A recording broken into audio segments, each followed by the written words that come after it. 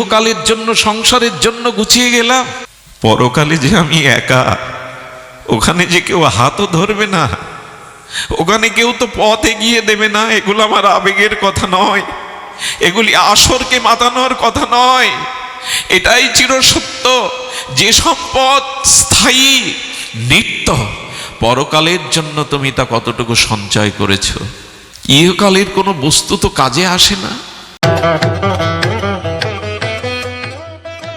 এখন দেখছেন হিন্দু মিডিয়া চ্যানেলটি সাবস্ক্রাইব করুন। সত্যিই কি বুদ্ধিমান আমরা? বোম্বে এক ব্যক্তি গ্রাম থেকে চলে গিয়েছিল, এটা সত্য ঘটনা, শুনুন, বেশি দিন আগে নয়। সেই বোম্বে গিয়ে কুলিগিরি করে, সেখানে কুলিদের সর্দার হয়ে টাকা রোজগার করতে করতে ফ্যাক্টরি তৈরি করে।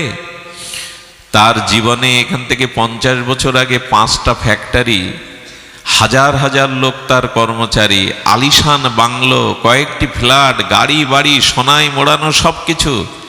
একদিন মনে পড়ল গ্রামের সেই বন্ধুটা, তাকে কতদিন দেখিনি। ছোটবেলার বন্ধুর কথা ভোলা যায় না। গ্রামে একসাথে কৃষিকাজ করতো, গলাগলি ছিল। সেই বন্ধুকে চিঠি লিখেছে, একবার দেখে যা না, আমি কত বড় হয়েছি। খুব মন দিয়ে শুনুন, আমরা আসলে কোনটা সঞ্চয় করছি আর কোনটা সঞ্চয় করা উচিত। বন্ধুর বাড়ি গিয়ে আকাশচুম্বী অট্টালিকা দেখে, তার সোনায় মোড়ানো ঐশ্বর্য দেখে বলছেন, করেছিস কি তুই? গলা জড়িয়ে ধরে বললেন, এই তোর গায়ে এখনো ধুলা, এখনো তোর পোশাকটা ময়লা। আমি আর তা নই, দেখে যা আমার কতজন কর্মচারী। সব কিছু ডেকে বলছে, তোর অবস্থা বল। বলে, ওই চাষ করি, যা হয় দুমুঠো খেয়ে বেঁচে আছি। গায়ে দেখছিস না কৃষকের মধ্যে এখনো ময়লা? বলে, তুই সব থেকে বড় মূর্খ থেকে গেলি। এক কাজ কর, একটা লাঠি বের করে বলছেন, তোর থেকে মূর্খ যাকে পাবি এই লাঠিটা তাকে দিস, রেখে দে। তুই তো এক মূর্খ, আর তোর থেকে মূর্খ যাকে পাবি এই লাঠিটা দিস। 6 মাস পরে শুনল ওই বন্ধু হাসপাতালে মৃত্যু যন্ত্রণায় কাতরাচ্ছে, স্ট্রোক হয়ে, বাঁচার সম্ভাবনা নেই। কিন্তু একজনের দ্বারা বলে পাঠিয়েছে, বন্ধুকে একবার আমার কাছে আসতে বলো। বন্ধুর সামনে গেছে না, হাত তুলতে পারছে না।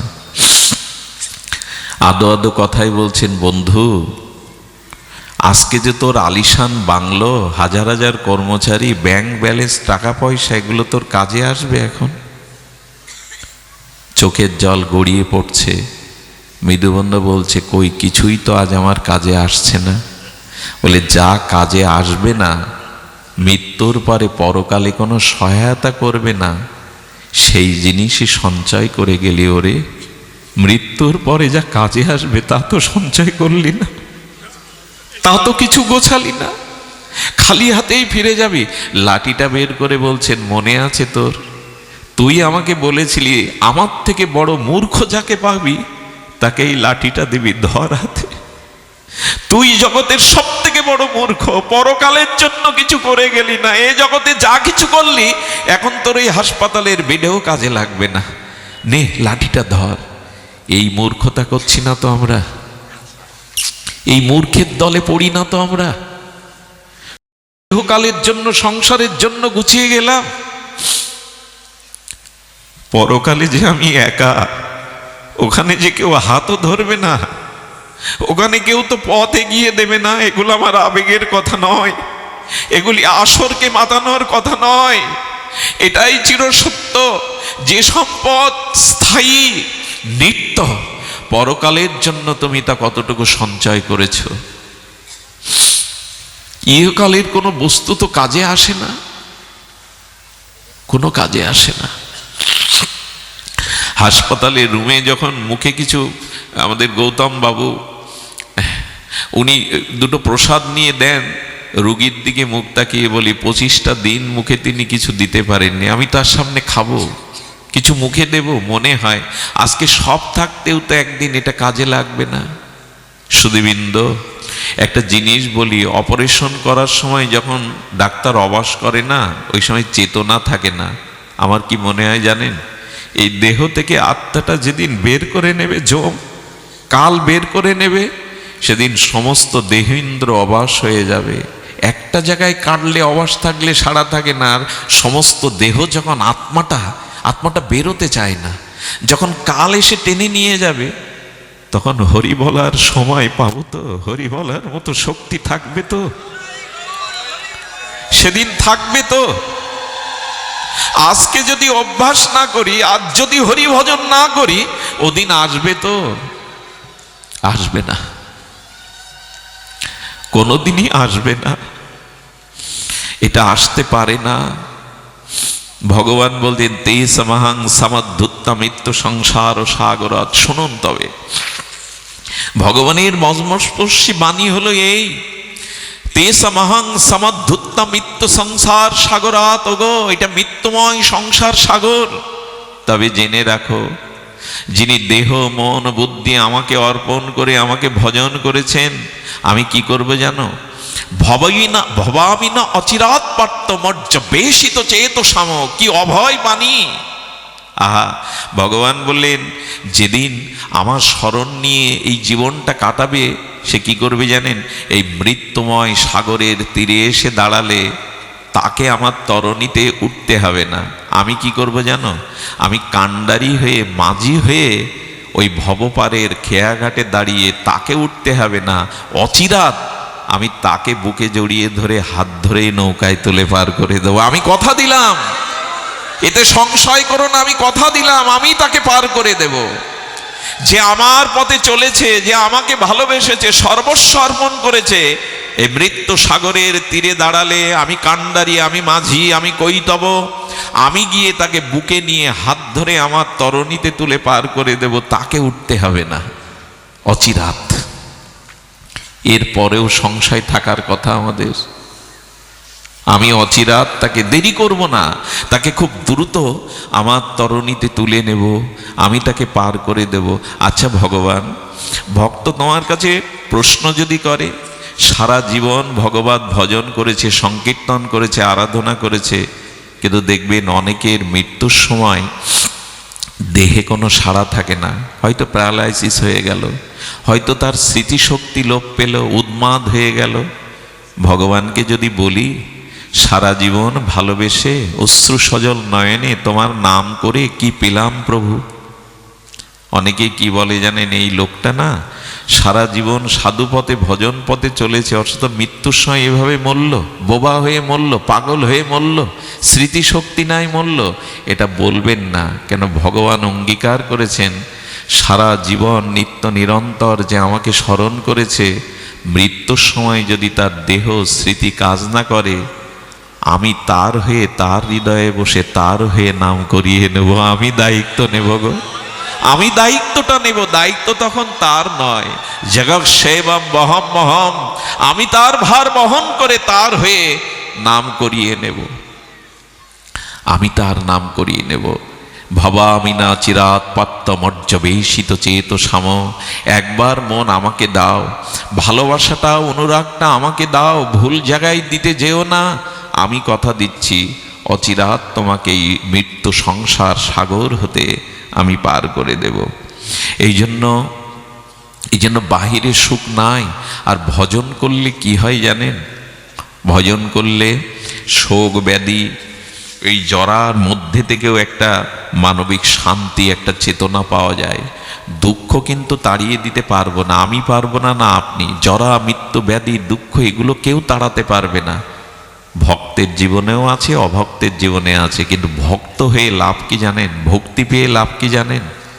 লাভ এইটুকুই যে প্রতিকূল অবস্থায়, রোগ শোক জরাব্যাধি অবস্থায় ভক্তের ভাবনাটা কি থাকে? ভক্তের ভাবনাটা থাকে, সেই ভাবনাটা এই, এটা তোমার মঙ্গল, এটা আমার কর্মফল। সে এর মধ্যে থেকে একটা কিছু শক্তি পায়। এই জন্য ভক্তের জীবনেও দুঃখ আসবে, অভক্তের জীবনেও আসবে। পার্থক্য এইটুকু, ভক্ত তা সহনশীল হয়ে মেনে নিতে শিখবে। এটির মধ্যেও তার কোনো করুণাকে সে উপলব্ধি করবে। আর ভক্তের দুঃখের মধ্যেও ভগবত অনুভূতিটি তার কাজ করবে। ভজন করলে, ভক্তিপথে এলে রোগ শোক জরা মৃত্যু ব্যাধি অপমান আসবে না তা নয়, আরো বেশি আসার সম্ভাবনা। কিন্তু তার মধ্যেও সে ওই যে বদ্ধ ঘরের মধ্যে জানলাটা খুলে দিলে যেমন দক্ষিণে একটা বাতাস পরশ বুলিয়ে যায়, দেহে শীতল ছায়া একটা আনন্দ দিয়ে দেয়, সুশীতল একটা পরমানন্দ হাওয়া লাগে। দেখেন, বদ্ধ ঘরে থাকলে তা পায় না। একই ঘর ভজন যারা করে, হৃদয় দুয়ার যারা খুলে দিয়েছে, ওই বিপদের দিনে, মৃত্যুর দিনে, শোকের দিনে জানলার মধ্যে দিয়ে দক্ষিণা বাতাস এসে তাকে শান্তি দিয়ে দেয়, ওর মধ্যেও সে একটা শান্তি পেয়ে যায়। এটা তোমার করুণার দান, এটা তোমার কৃপার দান। এই উপলব্ধি এই ভজন থেকে আসে, এই ভক্তি থেকে আসে। তাই অনুরোধ করব আপনাদের, ভেঙে পড়বেন না। শূন্য স্থান ভগবান দেন ওই শূন্য জায়গায় তাকে বসানোর জন্য। তবে ভক্তি পাওয়ার উপায় একমাত্র সাধু সঙ্গ। আমি আপনাদের ইতিপূর্বেও শুনেছি, ভগবানকে পাওয়ার উপায় শাস্ত্র, জ্ঞান, ধ্যান, যোগ, সাধনা, এটাতে পাওয়া যায়। তীর্থযাত্রা, বিগ্রহ সেবা, দেবদেবীর আরাধনা, এটাতে পাওয়া যায়। কিন্তুটা কি? কিন্তু হলো সব থেকে শীঘ্র প্রেম ভক্তি ভগবানকে পাওয়া যায়, তার উপায় হলো যে তাকে পেয়েছে তাকে ধরো, যে তাকে পেয়েছে তাকে ধরো। এগুলিতে পাওয়া যাবে ভজন, সাধন, ধ্যান, যোগ, কর্ম, তীর্থ পর্যটন, বিগ্রহ সেবা পাওয়া যাবে হয়তো কোনো কালে, কিন্তু যে পেয়েছে তাকে ধরো, তাহলে দ্রুত পেয়ে যাবে। যে তাকে পেয়েছে তাকে ধরো, খুব দ্রুত ভগবানকে পাওয়ার এছাড়া পথ নেই। যে তাকে পেয়েছে তাকে ধরতে, এই জন্য তো সাধুর কাছে যেতে হয়। আপনাদের মনে আছে, হ্যাঁ, আমাদের রসিক মুরারির কথা খুব ধ্যান দিয়ে শুনতে হবে। সাধু সঙ্গে অনুরাগী ভক্ত সঙ্গ হলে কি হয়? এই ভক্তি পাওয়ার একমাত্র পথ ভগবান বলে দিয়েছেন রসিক মুরারির এই দিব্য জীবনীতে। দেখুন, ভগবান বলছেন, আমাকে ভজিবার যার আছে অভিলাষ, ধ্যান দিন, শব্দের দিকে ধ্যান দিন, আমাকে ভজিবার যার আছে অভিলাষ, সে ভজুক গিয়ে মোর মঙ্গল দাস। গোবিন্দ বলছেন, আমাকে ভজবার যার অভিলাষ বা ইচ্ছা আছে, সে যেন আমার দাসকে ভজন করে। যে তাকে পেয়েছে না তাকে ধরুন, দ্রুত তাকে পাওয়া যাবে। অন্য পথটা পাওয়া যাবে, সেটা যুগ যুগান্তর, জন্ম জন্মান্তরের অপেক্ষা আছে, কিন্তু যে তাকে পেয়েছে তাকে ধরলেই পাওয়া যাবে। এটাই বিধি, এটাই রীতি। রসিক মুরারি তিনি এক গ্রামে শিষ্যের বাড়িতে আছেন, ভক্তমালে দেখে নেবেন চোখ বুলিয়ে। এই রসিক মুরারি যেখানে আছেন তিনি রাজ কর্মচারী। তো গুরুদেবকে পেয়ে, এমন রসিক জনকে পেয়ে তিনি 2 দিন রাজকার্যে যাননি, এবং রাজার দক্ষিণ হস্ত বলা যায় তাকে।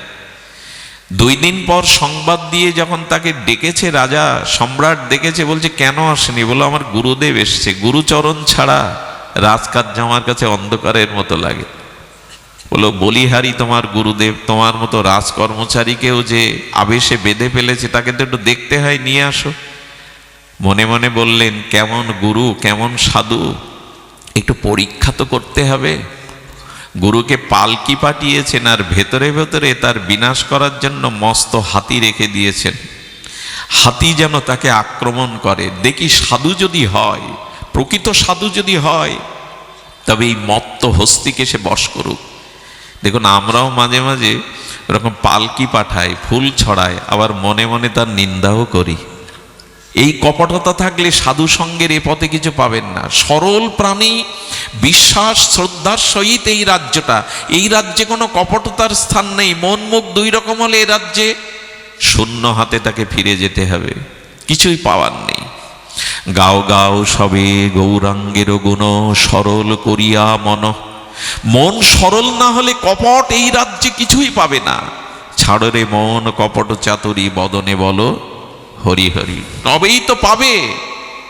কপটতায় আজ আমাদের ঘিরে ধরেছে, কপটতায় আজ আমাদের ভক্তিপথের, এই সরল পথের অন্তরায় হয়ে দেখা দিয়েছে। রসিক মুরারি পালকি নয়, বললেন হেঁটে যাব। সামনে মস্ত হস্তি রাজা চিলেকোঠার ওপর থেকে দেখছে যে কেমন সাধু পরীক্ষা করে নিতে হয়। রাজকর্মচারীকে শিষ্য বানিয়ে ধন লোভে প্রতিষ্ঠার লোভে শিষ্যকে আটকে রেখেছে, দেখতে চায়। মস্ত হস্তির চোখ রাঙা রাঙা হয়ে গেল, উন্মত্ত হয়ে যখন রসিক মুরারির দিকে ধেয়ে আসছে, রসিক মুরারি পলায়ন নয়, ওর চোখ রাঙা হাতির মস্ত হস্তির, আর রসিক মুরারির চোখে যখন বিন্দু বিন্দু জল ঝরছে, সামনে গিয়ে হাত জোর করে বললেন, ওরে কত জন্মের কত অপরাধে এমন শক্তিশালী হয়েও মানুষের বশবর্তী হয়ে জীবন কাটাচ্ছ। হাতির সামনে গিয়ে হাত জোর করে চোখের জলে বলেছে, একবার হরি বল, একবার হরি বল। এই সিনেমা নয়, গল্প নয়, উপন্যাস নয়। ভক্তমালে বলছেন রসিক মুরারি কেঁদে ফেলেছে, হস্তির সামনে গিয়ে বলছে, একবার হরি বল। জীবন সার্থক কর। কি বলবো আপনাদের, এরা জাদু জানে না। এদের হৃদয়ে যে ভগবানের প্রেম আছে, ভক্তি আছে, নয়নে জল আছে, এটাই যথেষ্ট।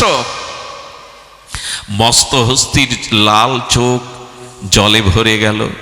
কি যেন ওর আসলে কি জানেন, আগুনে হাত দিলে যেমন জেনে জ্ঞাত অজ্ঞাত সারে হাত দিলে যেমন হাত পড়ে, যদি কোনো ভগবানের প্রিয় ভক্ত, নিষ্কাম ভক্ত, অপরাধ শূন্য ভক্তের হরিনাম কানে যায়, তবে আগুন যেমন পুড়িয়ে দেয়, হরিনাম কানে গেলেও হৃদয়ের পাপ বুদ্ধি পুড়িয়ে দেয়। হৃদয় আর পাপ বুদ্ধি থাকে না, হৃদয়ে থাকে না। এই যে এখানে আমরা সবাই একসাথে নারী পুরুষ বসেছি, এখন কারো মনে কোনো পাপ বুদ্ধি উদয় হয় নাই। হরিকথা হরিনাম ভগবত ভক্তের মুখ দিয়ে কর্ণ জোয়ার দিয়ে প্রবেশ করলে চিত্তে পাপ বুদ্ধি বিনাশ হয়ে যায়। আগুন যেমন পুড়িয়ে দেয়, হরিকথা হরিনাম পাপ বুদ্ধিকে পুড়িয়ে দেয়। হাতির কর্ণ দিয়ে যেই এই রসিক মুরারি মহা অনুভবী ভক্তের কর্ণে প্রবেশ করেছে হরিনাম, একবার হরিবল, সঙ্গে সঙ্গে হাতির সেই পশু বুদ্ধি চলে গিয়ে ঝরঝর করে চোখে জল আসছে। সম্রাট চিলেকোঠা থেকে দেখছে রঙ্গ। হাতিটা কি করলো জানেন, তার হৃদয়ের অনুভূতি দ্বারা চোখের জলে রসিক মুরারির চরণে লুটিয়ে পড়ল, সুর দিয়ে দুপানি চোখে। সম্রাট দেখছে কে একটা মস্ত হস্তিকে একবার হরি বলে চোখের জল ফেলায়, চরণে প্রণাম করছে। কে? এই হলো প্রকৃত সাধু, এই হলো সাধুর মহিমা। আমার মতো মাদিস্যজন নয়, যাদের হৃদয়ে রাধা মাধব আছেন, নিতাই গৌর আছেন, শ্রী গুরুদেবের চরণ ছাড়া যারা হৃদয়ে আন চিন্তা করে না, এই অনুভব হবি ভজনানন্দী নিত্য নিরন্তর হরিনামে রত, ভগবত চিন্তনে রত, সে সাধুর চিত্ত এত নির্মল। আচ্ছা, সূর্য উঠলে অন্ধকারকে তাড়ানো লাগে গো, বল প্রয়োগ করা লাগে? শুদ্ধ সাধু সঙ্গ হয়ে গেলেই চিত্ত নির্মল হয়ে যায়। সাধুমুখে হরি কথা হরিনাম হৃদয়ে গেলেই তার চিত্ত প্রশমিত হয়ে যায়। সাধুটার মাথায় হাত দিলেন। কি করলো জানেন? রসিক মুরারির সাথে সাথে হাতিটাও চলেছে। রাজ কর্মচারীরা তাকে বাধা দিয়ে ফেরাতে পারেনি। এই সাধু দর্শন করে রাজাও অবাক হয়ে গেলেন, চরণে পড়ে বললেন, ক্ষমা করে দিন, আমি পরীক্ষার জন্য বড় অনিষ্ট করতে পাঠিয়েছিলাম, কিন্তু বুঝলাম আপনারা মানুষ, কিন্তু মানুষ নন। আপনারা হাত চোখ কান নাক মুনি এসেছেন, কিন্তু আপনারা মানুষ নন। আপনার ভগবানের বড় প্রিয় পাত্র, আপনার ভগবানের বড় প্রিয়। এই রাজা রসিক মুরারির শিষ্য হয়ে গেলেন। হাতিটা কে রসিক মুরারি কানে হরিনাম দিয়ে দীক্ষা দিয়ে নামকরণ করলেন। নামকরণ বললেন গজপতি দাস। দীক্ষার পরে গুরুদেব একটা নামকরণ করে, দ্বিতীয় জন্ম হয় আমার, ভজন জগতে দ্বিতীয় জন্ম হয়। নাম রাখলেন গজপতি। কি করলেন জানেন? আহা, একথা বলবার মতো ভাষা আমার কাছে কই, একথা প্রকাশ করবার মতো অনুভূতি আমার কাছে কই। ভজন নাই, সাধন নাই, একথা কি আমার মতো মাদিস্য জিহ্বায় প্রকাশ হয়? রসিক মুরারির সাথে সাথে হাতুটা চলতেন। যেখানে হরি কথা, ও আজকে গজপতিকে দাদা সঙ্গে তিলক দিয়ে দিয়েছেন রসিক মুরারি। লোকে হাসে আসুক, লোক তোমাকে উদ্ধার করবে না, লোক তোমার জন্ম মৃত্যুকে এড়াবে না, লোকে যাই বলে বলুক। এই গজপতিকে তিলক করে দিতেন, মাঝে মাঝে প্রসাদী মালা দিয়ে দিতেন, আর সুরে আর কি করতেন জানেন? ভাগবত যেখানে হতো আর এই গজপতি গিয়ে দুপা মেলে কান খাড়া করে হরিকথা শুনতো। এরপরে সে কি করলো জানেন? প্রসাদ ছাড়া কিছু পায় না, প্রসাদ ছাড়া কিছু পায় না। আমার মাঝে মাঝে মনে হয় হাতির হলো, আমার হলো না।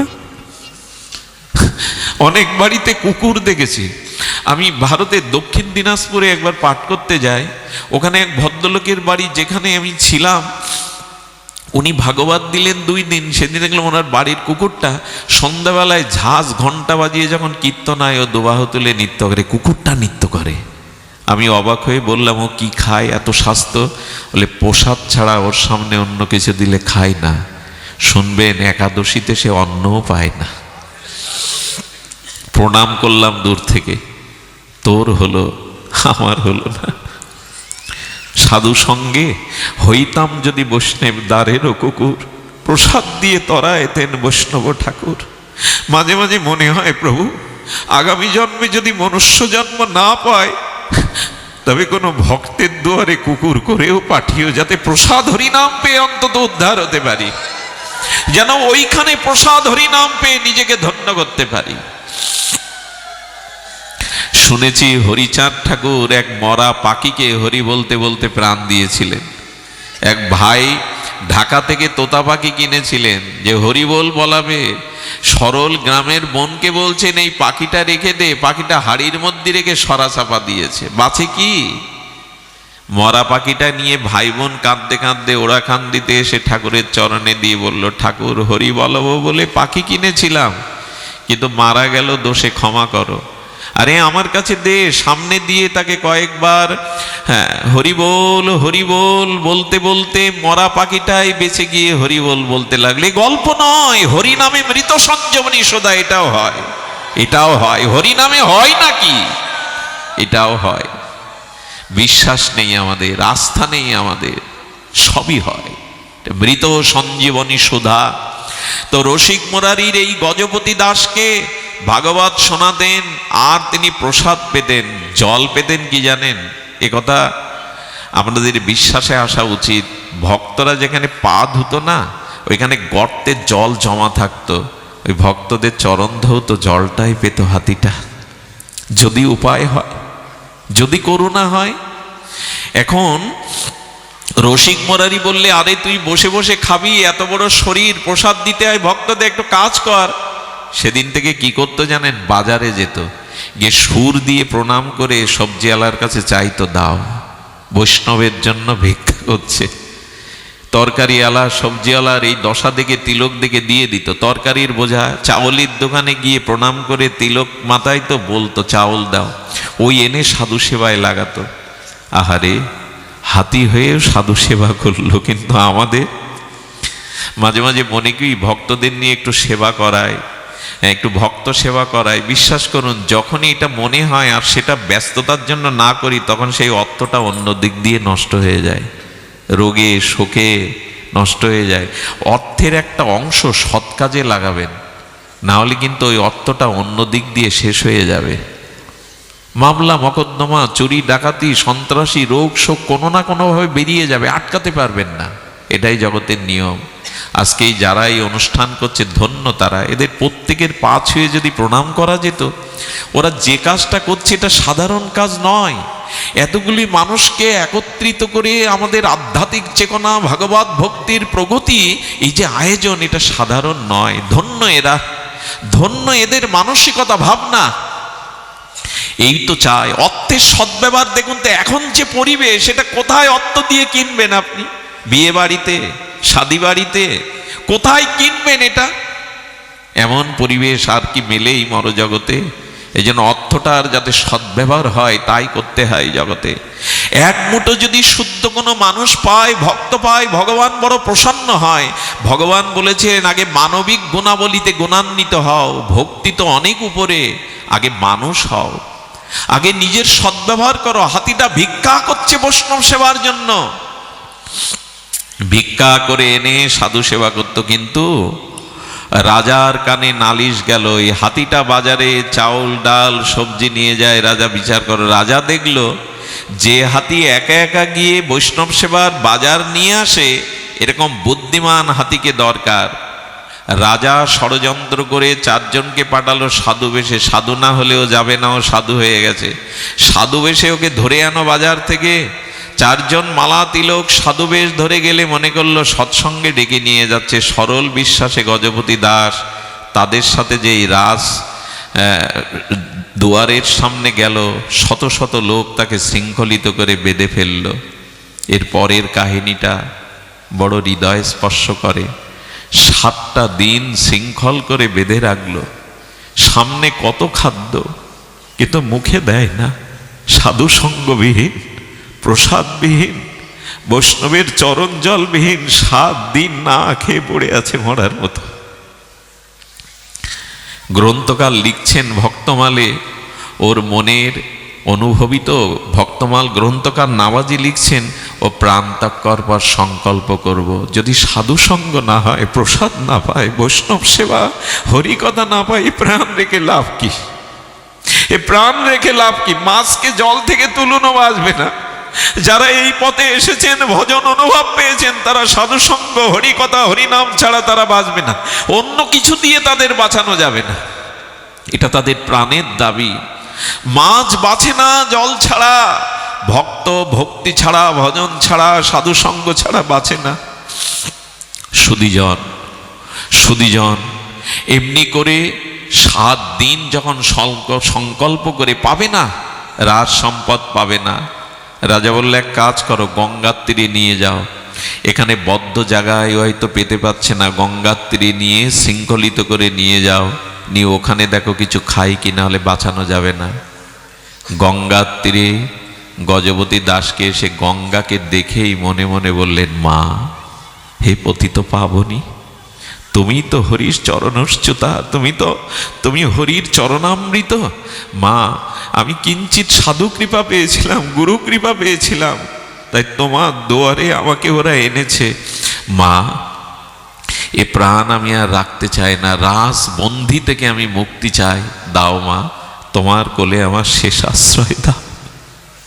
হাতিটা এই বলতে বলতে শৃঙ্খল মুক্ত হয়ে সেই যে গঙ্গায় প্রবেশ করলো, সুরটা উঁচু করে মা গঙ্গাকে সাক্ষী রেখে বলছে, মা, এ দেহ তোমাতেই পতন হোক, তুমি হরির চরণ থেকে প্রবাহিতা, তোমার চরণে দেহ রাখলে আমি আগামী জন্মে হয়তো বৈষ্ণব শরীর পাবো, মনুষ্য শরীর পাবো, ভজন করতে পারবো, দাও মা, আমাকে আশ্রয় দাও। সেই গঙ্গাতেই গজপতি দাস প্রাণ ত্যাগ করে চিরদিনের মতো ভগবদ রাজ্যে ফিরে গেল। এই হলো সাধু দর্শন, সাধু সঙ্গের মহিমা। সদ্গুরুদেবের এই হলো মহিমা। শ্রীগুরু পাদ পদ্ম, সদ্গুরুর চরণাশ্রয়, এটাই হলো মহিমা। আর আমাদের এই যুগ চৈতন্যের যুগ, আমাদের এই যুগ নিত্যানন্দ করুণার যুগ, আমাদের এই যুগ ব্রজভজনের যুগ, আমাদের এই যুগ নবদ্বীপের সংকীর্তনের যুগ। এই বিশেষ কলিতে চারিদিকে অন্ধকার বটে, কাম কামনা হিংসা, বিশ্বজুড়ে লোকক্ষয় রক্তক্ষয়, কিন্তু এর মধ্যেও একটি পরম পাওয়া আছে। এটা নিতাই চৈতন্যের যুগ, এটা হরি নামের যুগ, এটা প্রেমের যুগ। এই যুগে অল্পতেই যারা ভগবত চরণ আশ্রয় করে, হরিনাম আশ্রয় করেছে, সাধুগুরু আশ্রয় করেছে, অতি অনায়াসে পার হতে পারবে। সত্য যুগের মতো কঠোর তপসাধনা নয়, ত্রেতার মতো অশ্বমেধ গোমেধ যজ্ঞ নয়, দাপারের মতো ষড়শৈশ্বর্যে পূজা নয়। এই যুগে একমাত্র সরল প্রাণে যদি দিনান্তে কেউ একবার নিতাই বলে, একবার গৌর বলে, ভগবান তাকে করুণা করবেন। আমাদের জন্য এই হরিকথা দিয়ে গেছেন। এই হরিনাম হরিকথাকে অবলম্বন যারা করেছে, এরা বঞ্চিত হবে না, এরা বঞ্চিত হতে জানে না। চাই দৈন্য, চাই সংযম, চাই নিরভিমানতা। আজকের দিনে সব থেকে যেটা বড়, সেটা হলো এই দৈন্যের দ্বারা, দীনতার দ্বারা। আজ আমরা যদি একটুখানি হৃদয় সরল করে হরিকথা হরিনামকে আশ্রয় করতে পারি, তবে আমাদের আর চিন্তা নাই। গৌরাঙ্গেরও 2টি পদ, যার প্রেম সম্পদ, সে জানা ভক্তি রসসার। এই তো মহাজনের বাণী। শ্রী গৌর চরণকে যারা আশ্রয় করেছে, দিনান্তে যারা একবার নিতাই চরণকে আশ্রয় করেছে, হানিতাই বলে ডেকেছে, তাদের আর ভয় নাই। তারা এই অবনী পরে প্রেম ভক্তির সম্পদ রূপ তাকে পাবে। আজ মহাপ্রভু, আজ নিতাই চাঁদ জীবের কাছে হাত বাড়িয়েছেন। দেখুন, ভগবান এসে জীবের সামনে হাত বাড়িয়েছেন, আয় আয়, কাছে আয়, তোর জন্ম জন্মান্তরের পাপ তাপ। দেখুন, আমাদের ব্রজেন্দ্র নন্দন সেই শচীসুত হইল। সেই মহাপ্রভুর বন্দনায় বাবাজিরা কীর্তন করেন, যিনি নন্দের নন্দন, ওখানে বলছেন নন্দের নন্দন, আর এখানে বলছেন শচীসুত হইল সেই। ওখানে বাবার নামটি নিল, পিতার নামটা নিল, আর মহাপ্রভুর বেলায় মায়ের নাম নিল। কেন? নন্দের নন্দন যেই শচীসুত হইল, কেন এখানে জগন্নাথ সুত হইল সেই বলা যেত না? পিতার নাম নেওয়া যেত না? বলে মহাজনের বাণী সাধারণ নয়। তার কারণ কি জানেন? আমাদের মহাপ্রভুর বেলায়, আমাদের শ্রীকৃষ্ণ চৈতন্য বেলায় কেন শচীসুত শব্দটা দেয়া হলো? মহাজন আস্বাদন দিচ্ছেন, বলে দেখো, পিতা নতুন কাছানো জামা কাপড় পরে দোকানে যাবে, অফিসে যাবে, কোথাও যাবে, সন্তানের গায়ে লালা মাখা আর মলমূত্র গায়ে মেখে আছে, এসে যে বাবা কোলে নাও, বাবা কোলে নাও, নেবে তো? আরে যা যা, সরে যা সরে যা, মায়ের কাছে যা, এখানে না। বলে কি না? ওই যে পোশাক পরা, কাঁচানো পোশাক বাবা কোলে নিতে চায় না, যা মায়ের কাছে যা, আমার কাছে না। মা সারাদিন পর হয়তো খেতে বসছে কি কখনো কোনো কাজ করছে, সন্তান ওই ধুলাবালি মেখেও যদি একবার মা বলে ডাকে না, মা ওর দিকে চেয়ে কোলে নাও বললেই আর তার ময়লা মাটি দেখে না, কোলে নিয়ে স্নেহের আঁচল দিয়ে তার ধুলাবালিগুলো মুছে দেয়। এ যুগের ভগবানও এরকম করুণা নিয়ে আমাদের মাঝে এসেছেন। ওরে, অনেক পাপ তাপ ময়লা আবর্জনা আছে রে, ভয় নাই, একবার আমার চরণে আয়, একবার হরি বলে ডাক। আমি কথা দিচ্ছি, তোর অনন্ত জন্মের পাপ তাপ মুছে দিয়ে তোকে কোলে নেব মায়ের মতো। একজন মায়ের মনে যদি সন্তানের গায়ে ধুলাবালিতে ঘৃণা না হয়, মলমূত্রে, তো ভগবান তিনি তো আমাদের আশ্রয় তত্ত্ব। তার একবার তার চরণে এগিয়ে যান। সংসারে অনেক কিছু হয়েছে, সংসারে অনেক কিছু করেছেন, এখানে কিছুই সার পাওয়া যায় না। সংসারের সার একমাত্র ভগবত ভজন, ভগবত চরণ আশ্রয়। এইটুকু যেন বঞ্চিত না হয়। তবে এইটুকু বলতে পারি, শরণ যদি নিতে পারেন, ঠিক ঠিক শরণাগতি যদি আমরা নিতে পারি, ভয় নাই। আমাদের গঙ্গাদাসকে একদিন মহাপ্রভু ডেকেছিলেন, গঙ্গাদাস গঙ্গাদাস। গঙ্গাদাস এক বয়োবৃদ্ধ হাত জোড় করে গৌরের সামনে এসে বলছে, প্রভু, এই অধমের নাম ধরে ডাকলে প্রভু, আমার এত সৌভাগ্য, আদেশ করো প্রভু। গঙ্গাদাস মনে পড়ে আজ থেকে 40 বছর আগের ঘটনা। গঙ্গাদাস বলছে, প্রভু স্মরণ করিয়ে দিন। বলেন, তোমার ঘরে আগুন জ্বালিয়ে দিয়েছিল বিজাতিরা, মনে আছে? বলে হ্যাঁ। তোমাকে ধর্মচ্যুত করবে বলে অস্ত্র নিয়ে তোমার পেছনে ছুটছিল। বলে প্রভু এ কথা জানলো কি করে? হ্যাঁ প্রভু, সেদিন ছুটছিলাম স্ত্রীর হাত ধরে, ঘর ফেলে, ঘর জ্বলছে, ধর্ম ত্যাগ করবো না, এই জন্য স্ত্রীর হাত ধরে ছুটছিলাম। তারপরের কথা গঙ্গাদাস বলল, গঙ্গার তীরে এসে দাঁড়ালাম, কিন্তু দুর্ভাগ্য কোনো মাঝি নাই, নৌকা নাই। পেছনে সেনারা ধর্মচ্যুত করার জন্য আগ্নেয়াস্ত্র নিয়ে এগিয়ে আসছে। স্ত্রীকে বললাম, এই গঙ্গাতে আত্মহনন করে, আত্মহত্যা করে ডুব দিয়ে মরবো, কিন্তু ধর্ম ত্যাগ করবো না, তুমি রাজি? স্ত্রী বলল, তোমার সাথে মরতে রাজি, কিন্তু ধর্ম ত্যাগ করতে রাজি নই। যখন গঙ্গায় ঝাঁপ দিতে যাব প্রভু, বলে তখন কি হলো? মহাপ্রভু জিজ্ঞাসা করছেন, কি হলো গঙ্গাদাস? বলে এক তরুণ নাবিক, এক তরুণ মাঝি এসে বলে, গঙ্গাদাস ঝাঁপ দিয়ে লাভ নেই, আমার নৌকায় ওঠো, আমার তরুণীতে ওঠো, ঝাঁপ দিয়ে লাভ নেই। হ্যাঁ প্রভু, 40 বছর আগে সেই নবী পার করার পরে কি হলো? ওপারে গিয়ে তাকে বলেছিলাম, কি দেব তোমায়, জীবন দিলে, ধর্ম রক্ষা করলে। বলল তোমার কাছ থেকে কিছু নেব না। মনে পড়ে সেই মাঝির কথা। গঙ্গাদার লুটিয়ে পড়ে বলছেন, প্রভু তাকেই তো সারা জীবন মনে খুঁজছি, কে সে? মহাপ্রভু বললেন, সেদিন আমি তোমাকে নৌকায় তুলে পার করে দিয়েছিলাম। পারের একজন আছে আমাদের, ভরসা করুন। একজন আছে, এই অনন্ত বিশ্ব ব্রহ্মাণ্ডকে যিনি পরিচালনা করছেন। এটা এমনি এমনি হচ্ছে না। এই অনন্ত বিশ্ব ব্রহ্মাণ্ডের অণু পরমাণু গ্রহ নক্ষত্র, আচ্ছা তিনি না চাইলে আমি আপনার দিকে চাইতে পারি? তিনি না চাইলে আমি জিহ্বা দিয়ে বাক্য বলতে পারি? তিনি না চাইলে আপনি এক পা এগোতে পারেন? তিনি না চাইলে নিঃশ্বাস প্রশ্বাস বইতে পারে? তিনি না চাইলে আমি একটি পদও অগ্রসর হতে পারি না। সকল কিছু তার দান। তিনি আছেন। গঙ্গাধার লুটিয়ে পড়ল, তবে তুমি পার করে দিয়েছিলে। চোখের জলে বৃদ্ধ গঙ্গাদাস অনুরোধ করে বললেন, তবে প্রভু আরেকটি চাওয়া আছে, সেই চাওয়া আপনার আমার যেন হয়। প্রভু সেদিন যেমন পার করে দিয়েছিলে, আর একটা দিন ওরকম নদীর কোলে আমাকে দাঁড়াতে হবে। কথা দাও না, সেদিনও করি না পেলে পার করে দেবে। কথা দাও, সেদিন এমনি করে তরিতে তুলে নিও, পার করে দিও। আসুন আমরাও আবেদন জানাই, আমরাও নিবেদন জানাই। প্রভু ভুল অনেক করেছি, পিছন পথে অনেক চলেছি, কিন্তু ক্ষমা করে দাও। তুমি ক্ষমার আশ্রয় আধার। আমরা যদি তোমার চরণে আজ থেকে শরণ নেই, তুমি ক্ষমা করে দিও, তুমি কোলে তুলে নিও, তুমি চরণে ঠেলে দিও না। আর শেষের দিনে এমনি করে তুমি পার করে দিও। সুধীজন, আমি যাকে ফেলে রেখে এসছি আসবার কথা না। আমাদের এখানে আমার এক মা আছেন, বারবার বলছিল, বাবা ভক্তরা অপেক্ষা করবে, ভগবানই তো সব করেন, ওনার জন্য একটু প্রার্থনা করবেন। আজ 25টা দিন একটা অসুস্থ মানুষকে নিয়ে প্রহর গুনছি, অনেক জায়গায় পাঠে কথা দিয়েও যেতে পারিনি। একটু প্রার্থনা করবেন, তিনি ভগবান যা চান তাই যেন হয়, আপনাদের ইচ্ছায় তিনি। আর আমি আজ ধন্য, আমার সামনে দুজন এসেছেন আমার সাথে, কি বলবো তাদের পরিচয়, কারো প্রশংসা করা উচিত নয় ব্যাসপীঠে। আমাদের সাতক্ষীরার উনি জজ, একজন বিচারক।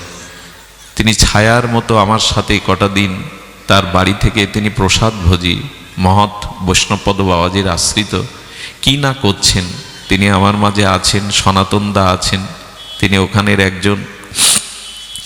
একজন হয়েও তিনি ছায়ার মতো এই কাজ করছেন। এদের জন্য দেওয়ার কিছু নেই, আছে এরা যেন ভগবত ভক্তিতে এগিয়ে যেতে পারে। আমি দাদাকে, আমাদের বিচারক মহাশয়কে যদি দুটি কথা বলবার আপনাদের কাছে অনুমতি পাই, উনি দুটি কথা আমাদের উদ্দেশ্যে বলুন, বসেই বলুন দুটি কথা। উনি সময় নাই, ওনার পরিচয়টা দেওয়াও আমার উচিত না, তবু বলে ফেললাম। তিনি একজন জজ, তারপরেও তার ভক্তি জীবন অসাধারণ। পরিবারের সবাইকে নিয়ে প্রসাদ ভোজিয়ে ভজন করছেন। ওনাকে অনুরোধ করছি দুটি সমাপনী কথা বলার জন্য। আমাদের একজন সচিব মহাশয় আছেন, আমার ভালো লাগছে কেন জানেন? ভাগবতটা যে শুধু আমার মতো মূর্খের না, ওনাদের মতো সজীব, ওনাদের মতো বিচারক আজ ভাগবতে আসছে, এটাই আমাদের পরম প্রাপ্তি, এটা আমাদের পুরস্কার। শিক্ষিত মানুষগুলো না গিয়ে গেলে এ ধর্ম জাগবে না, এ ধর্মের উত্তরণ হবে না। ধন্য আপনারা সাতপাড়বাসী যারা অনুষ্ঠানের আয়োজন করেছেন, তাদের পক্ষ থেকে কোনো ত্রুটি হলে ক্ষমা করবেন। তাদের হয়ে আমি গলগ্নিকিত ভাষে ক্ষমা চাইছি। আগামী বছর যেন তারা এমনি করে আপনাদের পায়ের ধুলো পেয়ে ধন্য হতে পারে, এই আশীর্বাদ তাদের করবেন। দাদাকে অনুরোধ করছি দুটি কথা বলার।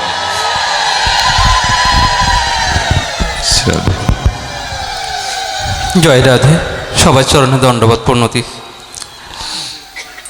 আজকে যে মহাত্মার ভাগবত কথা আপনারা শুনলেন, যিনি আমার পথপ্রদর্শক, যিনি আমাকে অন্ধকার থেকে আলোর পথ দেখিয়েছেন, যার অনুপ্রেরণায় শ্রী শ্রী গুরু মহারাজের চরণে আমি আশ্রিত হতে পেরেছি। আমার মনে হয় আমি মানে যদি বারবার জন্ম নিয়েও তার সেবা করি, তাও আমি তার ঋণ শোধ করতে পারবো না। তো আমার কোনো বলার কোনো কথাই আমার আজকে শক্তি নাই, কারণ আমি কার সামনে কথা বলবো। তারপরও উনি করুণা করে আমাকে নিয়ে এসেছেন। আমি সবার চরণে এই প্রার্থনা করব যে আমার যেন গুরু মহারাজের চরণে আশ্রিত হতে পেরেছি, যেন তার আদর্শ নিয়ে যেন আমি সামনে আলোর পথে এগিয়ে যেতে পারি, এই প্রার্থনা করবেন। সবার চরণে দণ্ডবোধ করুন। উনি আসলে আচরণ করেন, যারা আচরণ করে তারা খুব কমই বলেন। আমাদের যুগ্ম সচিব, আমি আমাদের এই মহোদয়কে নিবেদন করছি 1 মিনিট বা 2 মিনিট উনি ওনার হৃদয়ের অনুভূতি কিছু প্রকাশ করবেন আপনাদের সামনে। ওনাকে বিশেষভাবে নিবেদন করছি দুটি কথা বলার জন্য। হরে কৃষ্ণ।